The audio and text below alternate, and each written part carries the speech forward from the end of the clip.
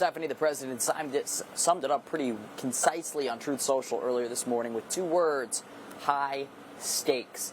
And basically, when you think about what the president is looking to get out of this specific meeting, Stephanie, it's pretty obvious when you look at the way the White House has described this summit here today. Monday, the president emphasized that it would be a feeling out meeting. Tuesday, the press secretary said it would be a listening exercise for the president. Wednesday, Trump said that it would be a good time for him to figure out where we are and what we're specifically doing.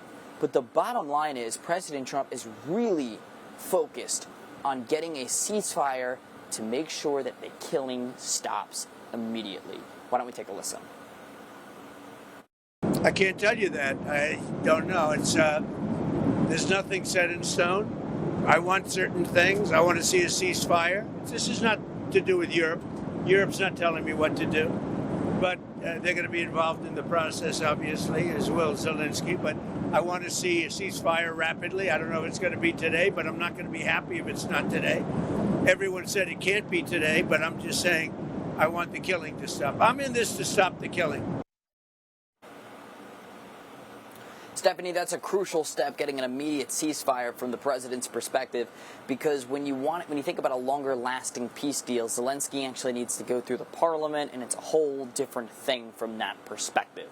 So the president is very much focused on an immediate result, like a ceasefire, to stop the killing right now. When you think about the different geopolitical dynamics that are entering this meeting, from President Trump's perspective, we just went over it. He wants the killing to stop. He promised to bring this war to an end.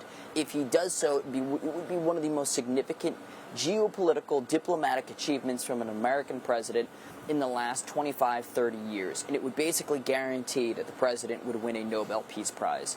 But from Putin's perspective, there's a lot of different pressures on the Russian president as well, Stephanie.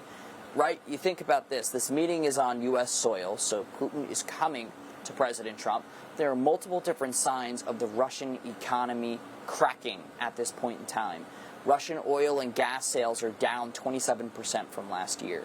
3 major banks have held private discussions, according to Bloomberg, about seeking a state-funded bailout. The United States have hit India with 50% tariffs. There are different signs that the Russian economy might be beginning to crack right now. The president, earlier this week, threatened severe consequences if Putin isn't willing to sign on to a ceasefire immediately, and he reiterated that threat on Air Force One as well. Why don't we take a listen?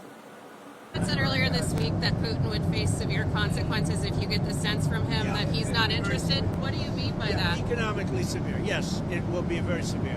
I'm not doing this for my health, okay? I don't need it. I'd like to focus on our country, but I'm doing this to save a lot of lives. Yeah, very severe.